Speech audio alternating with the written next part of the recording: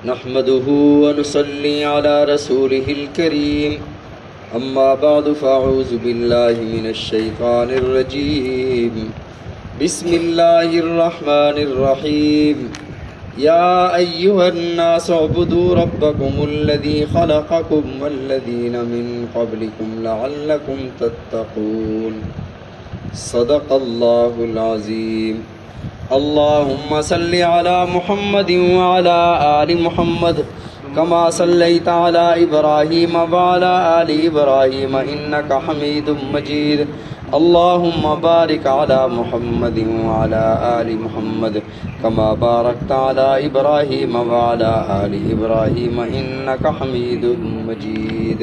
اللہ رب العزت نے سب سے پہلے مومنین کا ذکر فرمایا اور ان کی علامات ارشاد فرمائیں، پھر اس کے بعد 2 آیات میں نہ ماننے والے پکے کافر تھے ان کا ذکر فرمایا، پھر 13 آیات میں منافقین کا ذکر فرمایا۔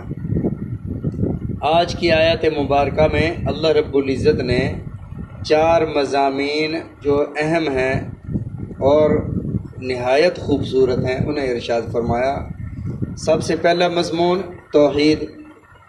توحید جتنی بھی ہم نیکیاں کرتے ہیں سب کی جڑ توحید ہے، سب کی بنیاد توحید ہے۔ فرمایا کہ وحد اللہ، اللہ کی توحید پر آ جاؤ، اللہ کی توحید پر عمل کرو، اللہ کی توحید بیان کرو۔ فإن التوحید رأس الطاعات، توحید تمام نیکیوں کی بنیاد ہے۔ تو سب سے پہلا مضمون توحید۔ دوسرا مضمون رسالت۔ رسالت کا اگر کوئی بندہ اقرار کرے اور توحید کا انکار کر دے تو رسالت میں توحید کی جان ہے۔ عقیدہ رسالت کا کوئی انکار کرتا ہے تو اس کی توحید اللہ کے ہاں قابل قبول نہیں ہے۔ مثلا اگر کوئی لا الہ الا اللہ پڑھتا ہے لیکن محمد الرسول اللہ کا انکار کرتا ہے تو اللہ کے ہاں اس کا لا الہ الا اللہ پڑھنا قبول نہیں جب تک وہ محمد الرسول اللہ صلی اللہ علیہ وسلم کی رسالت کا اقرار نہیں کرتا۔ تو دوسرا مضمون عقیدہ رسالت۔ اور تیسرا توحید اور رسالت کو ماننے کا اور اس کی اہمیت بٹھانے کا جو سبب ہے وہ اللہ کی وحی ہے، وہ قرآن مجید ہے۔ قرآن مجید کی حقانیت کو ذکر کیا گیا۔ اگر قرآن مجید کو حق آپ نہیں مانتے پھر توحید اور رسالت کیسے مانو گے اور کہاں سے مانو گے؟ آپ کو کیسے پتہ چلے گا کہ اللہ کی ذات موجود ہے یا اللہ کی یہ صفات ہیں جب قرآن کی حقانیت پر بھی ایمان نہیں ہے؟ تو تیسرا مضمون اللہ نے قرآن کی حقانیت ارشاد فرمائی اس رکوع میں۔ اور چوتھا مرنے کے بعد اٹھنے کا، بعث بعد الموت کا عقیدہ بیان کیا گیا کہ اگر انسان کوئی بھی عمل کرتا ہے لیکن اس کے ذہن میں، اس کے نظریے میں بعث بعد الموت نہیں ہے تو اخلاص اس کی زندگی میں آ سکتا ہی نہیں ہے۔ اگر یہ تصور نہ ہو میں نے حساب و کتاب نہیں دینا تو وہ کسی کے بھی حقوق کھا سکتا ہے، کسی کے ساتھ بھی زیادتی کر سکتا ہے۔ جب یہ تصور ہوگا کہ میں نے ہر کام کا، ہر فعل کا اپنے رب کو جا کے جواب دینا ہے تو پھر وہ کسی کا حق نہیں کھائے گا، پھر وہ کسی کے ساتھ زیادتی نہیں کرے گا۔ تو چوتھا مضمون بعث بعد الموت، مرنے کے بعد اٹھنا۔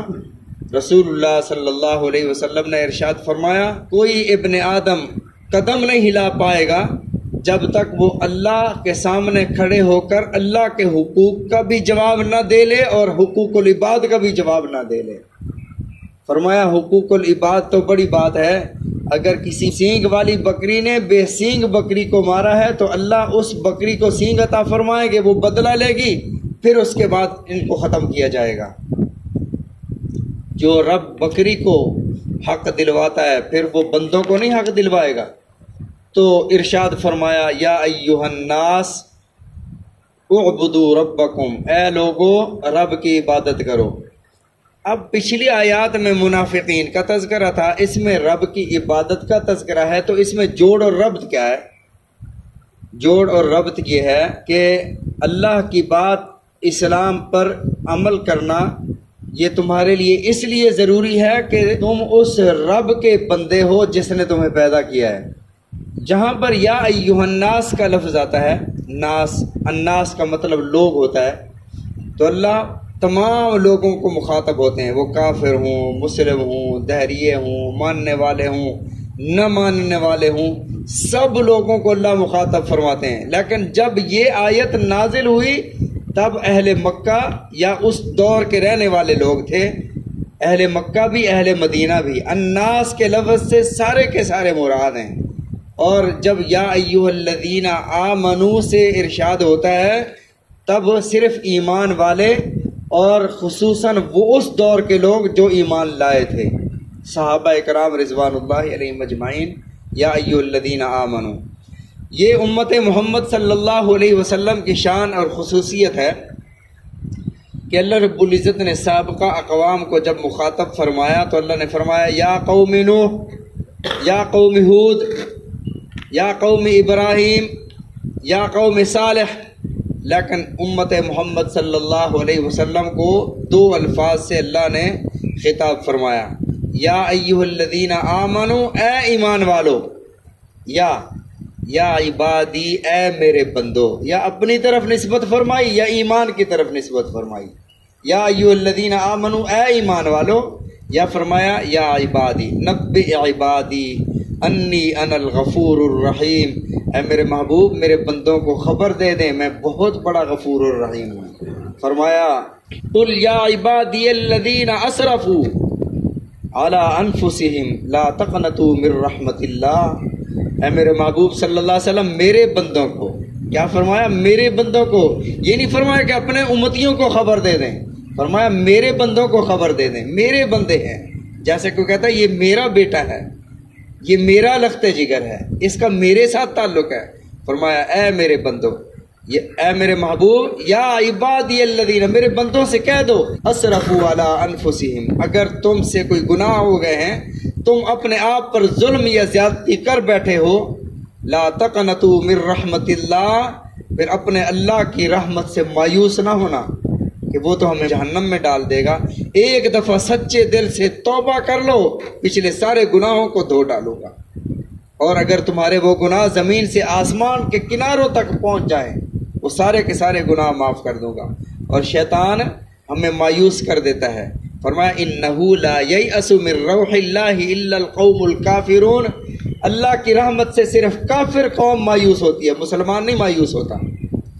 اور شیطان مایوس کرتا ہے کہ ویسے بھی تو جہنمی ہے، ویسے بھی تو دوزخ میں جائے گا، چلو اور بھی کر لے، یہ مایوسی کی باتیں پڑھاتا ہے۔ فرمایا لا تقنطوا من رحمت اللہ، میری رحمت سے مایوس نہ ہو۔ تو عرض کر رہا تھا اللہ نے دو الفاظ سے امت محمد صلی اللہ علیہ وسلم کو خطاب فرمایا، یا ایمان کے ساتھ متصف فرما کر، یا پھر اپنی طرف نسبت فرما کر، یا عبادی کے ساتھ۔ تو یہاں پر اللہ نے فرمایا یا ایھا الناس، اے لوگو، اعبدوا ربکم، اپنے رب کی عبادت کرو۔ اب سوال یہ ہے کہ عبادت تو بعد میں ہوتی ہے نا، پہلے تو کلمہ پڑھنا ہوتا ہے۔ کافر کو ہم کہیں کہ آپ نماز پڑھو، اس کی تو نماز ہی قبول نہیں ہے، سب سے پہلے اس کو ایمان لانا چاہیے۔ اگر ایمان نہیں لاتا، وہ نماز پڑھتا ہے، وہ روزے رکھتا ہے، وہ صدقہ خیرات کرتا ہے، اس کو ثواب نہیں ملتا۔ کیوں نہیں ملتا؟ اس لیے کہ وہ پہلے داخل ہی نہیں ہوا، وہ اسلام میں داخل ہوگا تبھی اگلی عبادات کرے گا۔ تو اللہ نے یہاں پر اعبدوا ربکم کیسے فرما دیا؟ اے انسانوں، وہ کافر ہیں، وہ مسلمان ہیں، فرمایا کہ عبادت کرو۔ کافر کیسے عبادت کرے؟ وہ تو سب سے پہلے ایمان لائے تب عبادت کرے، ایمان تو وہ لایا نہیں ہے۔ تو مفسرین کرام رحمہم اللہ نے فرمایا عبادت کا سب سے پہلا درجہ توحید ہے، سب سے پہلا درجہ، سب سے پہلے لا الہ الا اللہ محمد رسول اللہ پڑھے، یہ اس کی سب سے پہلی عبادت ہے، اس کے بعد اگلی عبادات قبول ہو۔ فرمایا اعبدوا ربکم، یہاں اللہ نے اپنی صفت رب کا اظہار فرمایا۔ رب کسے کہتے ہیں؟ یہ جو آپ ترجمہ پڑھتے ہیں، تمام تعریفیں اس ذات کے لیے ہیں جو تمام جہان والوں کا رب ہے۔ رب کسے کہتے ہیں؟ رب کا معنی پالنہار، میں سمجھتا ہوں کہ پالنہار معنی نہیں ہے، ترجمہ اس کا رب کا پالنہار نہیں۔ پروردگار مفہوم تو ہے لیکن اس کا ترجمہ بنتا نہیں ہے۔ رب کا مطلب پروردگار، پالنہار، پالنے والا، یہ بنتا نہیں ہے۔ تو رب کا معنی جو ہے وہ یہ ہے کہ وہ ذات جو کسی بھی چیز کو تدریجاً آہستہ آہستہ رفتہ رفتہ پروان چڑھائے غیر محسوس انداز میں۔ اگر ہم کہیں کہ رب کا معنی پروردگار ہے، وہ انسانوں کے بارے میں تو سمجھ آتا ہے، وہ جانداروں کے بارے میں تو سمجھ آتا ہے، لیکن جو چھوٹے چھوٹے بیج سے پودے بنتے ہیں، وہ جو پروان چڑھتے ہیں غیر محسوس انداز میں، ہم اس کو پالنا تو نہیں کہتے۔ تو رب وہ ذات ہے جو ہر چیز کو رفتہ رفتہ پروان چڑھائے۔ ایک بیج ہے، وہ بیج پھٹا ہے اور اس میں سے پودا نکلنا شروع ہوا ہے، وہ آہستہ آہستہ غیر محسوس انداز میں بڑا ہو رہا ہے، اور اس کی تربیت اس کو بڑا کون کر رہا ہے؟ اس ذات کو رب کہتے ہیں۔ بچہ ہے، پیدا ہوا، چھوٹا سا ہے، آہستہ آہستہ غیر محسوس انداز میں پروان چڑھ رہا ہے، اور جو ذات اس کو پروان چڑھا رہی ہے اس کو رب کہتے ہیں۔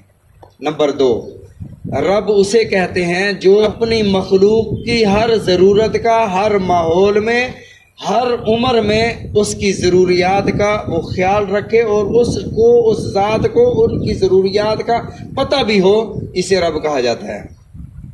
بھئی اس کو اب کون سی آب و ہوا دینی ہے؟ پودا ہے، انسان ہے، تو یہ چھوٹا بچہ ہے، اب اسے کیا چاہیے؟ دودھ چاہیے، اسے کون سی خوراک چاہیے، کس طرح کی غذا چاہیے۔ اگر وہ حیوانات میں ہے، شیر کا بچہ ہے، تو اسے کس عمر میں کیا چاہیے؟ تو فرمایا یہ وہ ذات کرتی ہے جسے ان کے مزاج کا پتہ ہو، اور ایسی ذات کو رب کہا جاتا ہے۔ یا ایھا الناس اعبدوا ربکم، اے لوگوں اپنے رب کی عبادت کرو۔ آگے اللہ نے پھر 2 صفات ارشاد فرمائیں، اور انسانوں کی سب سے پہلی نعمت، انسان پر سب سے پہلی نعمت کیا ہے؟ انسان کو اللہ نے سب سے پہلی نعمت کیا عطا فرمائی؟ اس کا ذکر فرمایا۔ انشاءاللہ اس کو کل ذکر کریں گے۔ اللہ تعالی ہم سب کو سمجھنے کی توفیق عطا فرمائے۔